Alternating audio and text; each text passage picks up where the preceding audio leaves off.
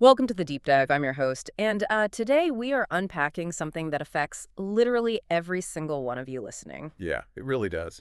So in 2020, researchers actually flipped a switch and turned off the political algorithm for thousands of Facebook users. Just completely shut it down, Right. No more engagement farming, no more, machine learning, predicting what keeps them hooked, just a simple chronological timeline of posts. which you would think would cure all the toxicity, right? Exactly. But you'd be wrong. Untrustworthy news actually spiked by nearly 70%. It's a staggering realization. And, I mean, it completely upends all the conventional wisdom about how the digital landscape operates. It really does. So to figure out why the tech dystopia we're all so afraid of might actually be one we are, actively building ourselves, we're unpacking a massive stack of research today. Oh, yeah, it is a towering stack of legal, academic, and policy research. We're talking academic research from Wharton and Georgetown Law, policy reports from the Hoover Institution, the Wisconsin Institute for Law and Liberty. Which we'll just call Will for sure. Right, Will. Plus the International Center for Law and Economics. We are also parsing a deep legal analysis of the First Amendment out of Seton Hall and a really fascinating New York Times video piece. It's a very comprehensive stack. And our mission today is to see how social media is fundamentally rewiring four critical pillars of human life: our relationships, our security, our privacy, and our politics. I think it's important to note right up front how the Georgetown report frames this whole thing. They call social media the canary in the coal mine. The canary in the coal mine, meaning what exactly? Meaning the issues we see on platforms today, like the privacy debates, the tribalism, the data vulnerabilities, they aren't just isolated tech glitches. Right. They are previewing massive national security and societal shifts that are inevitably going to bleed into our physical reality tomorrow. Okay, but before we get into the weeds of national security or algorithm manipulation, we need to establish exactly how we are gathering the data that feeds those systems. And I want to make a commitment to you, the listener, right now. We are leaving the partisan spin at the door today. Totally. You're going to hear facts that challenge both sides of the political aisle. We're not taking sides. Our goal is strictly to impartially report the data, the psychological mechanisms, and the legal precedents, giving you the positive and negative realities of the digital age. And to start, we really have to look right in our own living rooms. Which brings us to the New York Times piece on sharenting. Sharenting, yeah. The phenomenon of parents extensively posting photos, videos, and, well, intimate details of their children's lives online. Let's unpack this for a second, because we've all seen it, right? Or, even done it. Oh, sure. But when you really think about the mechanics of it, it's like tattooing a permanent, unerasable digital barcode on a child before they can even speak. That's a great way to put it. They never gave consent, yet their entire developmental arc is broadcast to the whole world. And the Times piece points out that kids are now actively demanding veto power over their parents' posts. Yeah, and in France, it's gone even further. The legal system has actually stepped in. Children can legally sue their own parents for oversharing their lives on social media. Wait, sue their own parents? That is wild. I know, it completely flips the legal concept of guardianship on its head. Right, because traditionally, the parent is the shield protecting the child from the outside world. Exactly. But in the digital age, the guardian has become the primary threat to the minor's digital safety. And often, they don't even realize they're doing it. They're trading their kids' privacy for, what, a few likes? Basically, yeah. The immediate dopamine hit of social validation. So if kids are literally having to threaten legal action against their own parents to protect their digital footprint, what does that do to our basic ability to trust each other offline? It's deeply damaging. It feels like this localized invasion of privacy just destroys interpersonal relationships right from the ground up. And that tension is exactly what the Will policy report and the social media ethics presentation dive into. They outline a profound paradox. Because there are positives, right? Oh, for sure. It's here. They're very clear about the massive positives. Social media allows small businesses to scale globally with minimal overhead. It connects marginalized communities. It democratizes information. Yeah. But the corresponding drop in social capital is severe. We are developing a distinct preference for virtual life over physical community. Which leads to a dramatic reduction in face-to-face interactions. Exactly. So we are trading deep physical community ties for these shallow virtual connections. But what is the actual mechanism there? What is happening in our brains that makes the virtual world so much more appealing than talking to our actual neighbors? Well, the research points to two deeply ingrained psychological concepts that platforms actively exploit: selective attention and motivated reasoning. Okay, break those down for me. Sure, so selective attention is pretty straightforward. It's how you curate your feed. Like using the mute and block buttons? Right. You use mute, block, unfollow to meticulously design an environment where you only ever see information you already agree with. You completely filter out the friction of opposing views. So you're basically building your own echo chamber by hand. Precisely. Yeah. But motivated reasoning is where the biology actually kicks in. How so? Well, evolutionarily, we are tribal creatures. Being aligned with our tribe meant survival. So when you encounter information that validates your existing beliefs, your brain rewards you with dopamine. Ah, so you accept it instantly, usually without even fact-checking it. Exactly. But when you confront information that challenges your worldview, cognitive dissonance kicks in. Instead of analyzing the new data objectively, your brain perceives it as a literal threat to your tribal identity. Oh, wow. So you instinctively dig your heels in. Yeah, it actually strengthens your original opposing notions. That is fascinating. So even when a platform exposes us to different viewpoints, our biological hardwiring uses that exposure to drive us further apart. We are actively destroying our own social capital because defending the tribe feels safer than confronting uncomfortable facts. And this is happening right when interpersonal trust in the country is already at historic lows. Man. So if we are willingly surrendering our kids' privacy for a dopamine hit and actively choosing tribalism over community, what happens when the state and massive tech corporations realize they don't even need to ask us for our data anymore? Because the data we generate in these virtual lives doesn't just evaporate. Right. And that brings us to the security and privacy paradox from the Hoover Institution essay. Yes, the essay on private data and public regulation. The author, Barry Friedman, highlights a terrifying reality. What's that? Well, police have always relied on private information, right? Tipsters knocking on doors, interviewing witnesses.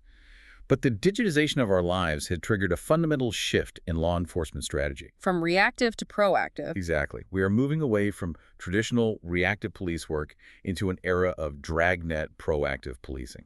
Let's clarify that distinction because I think it's vital. Reactive policing is what you see on TV. A crime occurs, the police gather evidence, identify a suspect, and get a warrant targeted at that specific person. But proactive policing flips that entirely. It doesn't wait for a crime. It involves the indiscriminate bulk collection of data on huge swaths of the population, completely independent of suspicion. So, think about your drive to work today. You likely passed multiple automated license plate readers. Your phone pinged half a dozen cell towers. You maybe used a digital toll pass. Right. And in a proactive policing model, law enforcement agencies simply purchase those massive tranches of commercial metadata from private data brokers. They sweep it all up and hunt for anomalies. Okay, I want to push back here for a second, though, just to play devil's advocate. Sure. Because you constantly hear about law enforcement using facial recognition or bulk location data to catch violent criminals or, to identify rioters who attacked the Capitol on January 6th. Yeah, they do. If the data is catching bad actors, isn't that a net positive for public safety? I mean, where is the line between catching dangerous people and living in a dystopian surveillance state? It is the ultimate trade-off. Yeah. And to be fair, the research doesn't shy away from the utility of these tools. They work. Right. But the danger lies in the mechanism of collection. How the data is gathered matters just as much as who it catches. Metadata like who you call, where your phone sleeps at night, which political rallies you attend. It paints a devastatingly accurate picture of your life. Exactly, and without anyone ever needing to read the actual content of your text messages. And right now, because the government is purchasing this data from private brokers rather than wiretapping you directly, it largely bypasses the need for a traditional warrant. Oh, so they're exploiting a loophole. A massive loophole. Because the Fourth Amendment protects us against unreasonable search and seizure by the government.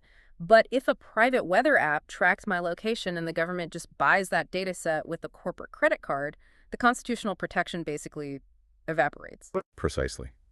And the chilling effect of that unregulated data collection is huge. When the state possesses a permanent, searchable record of everyone's movements, It threatens our fundamental right to engage in political activity without fear of retribution. Which is exactly why the Georgetown Law Report proposes a digital Bill of Rights. Right. They argue that a functioning digital society requires express consent. Meaning you, as an individual, must have the explicit right to grant or deny permission before a corporate entity can track your movements and sell that profile to law enforcement. But implementing something like a digital Bill of Rights requires political consensus.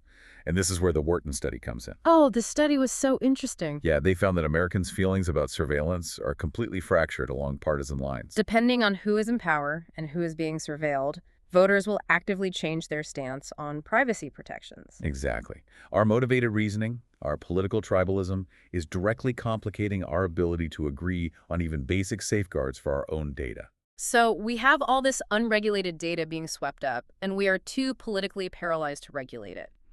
But that data isn't just sitting in a government vault collecting dust. No, the private sector is feeding it directly into the algorithms that dictate our daily political reality. And this is where we have to talk about the 2020 election algorithm study, because the findings are completely counterintuitive to what everyone assumes. They really are. For years, the narrative has been that the algorithm is this puppet master, brainwashing the public by forcing extreme content into our feeds to keep us angry. Right. So during the highly contentious 2020 election, researchers partnered with Facebook to run this unprecedented experiment. They took thousands of consenting users and simply turned the algorithmic ranking off. Stripped away the machine learning, no more engagement optimization. They just gave users a purely chronological feed, a simple time-ordered list of every post from every friend and page they followed. And initially, it looked like a total victory. Because the chronological feed decreased uncivil content on Facebook by 43%. A massive drop in toxicity. It sounds like the exact solution everyone has been begging for. It does until you look at the other metrics. While incivility dropped, the chronological feed drastically increased content from untrustworthy sources. Yeah, it spiked by nearly 69%.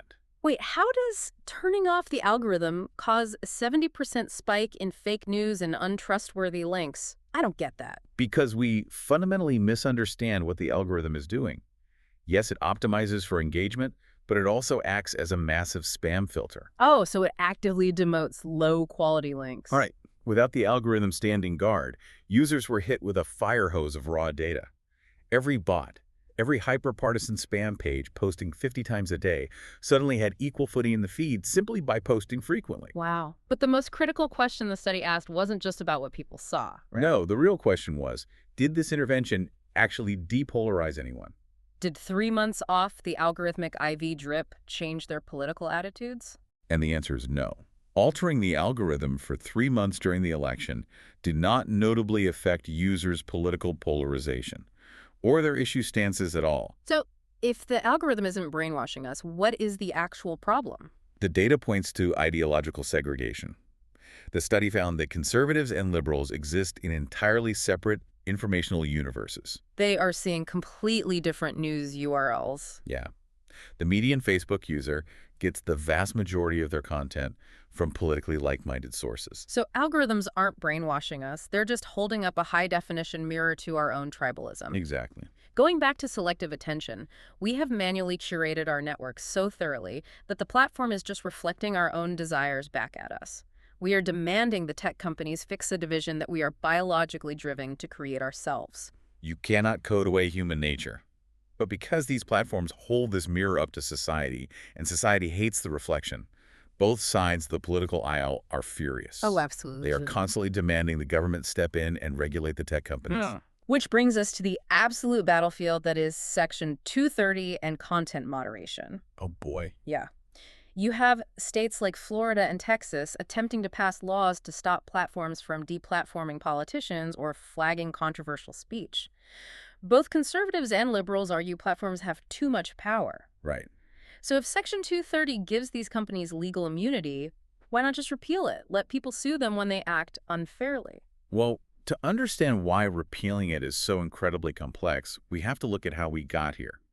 Michael Oldham's paper out of Seton Hall breaks down the history brilliantly. Okay, take us back. So Section 230 of the Communications Decency Act was passed in 1996, largely as a reaction to a lawsuit involving an early internet service called Prodigy. The Stratton Oakmont versus Prodigy Services case. Right. Prodigy marketed itself as a family-friendly platform, and to maintain that, they actively moderated their message boards to delete profanity. Makes sense. But then an anonymous user went on a Prodigy board and posted that a firm called Stratton Oakmont was committing fraud. So Stratton Oakmont sued Prodigy for defamation, and a New York court actually held Prodigy liable.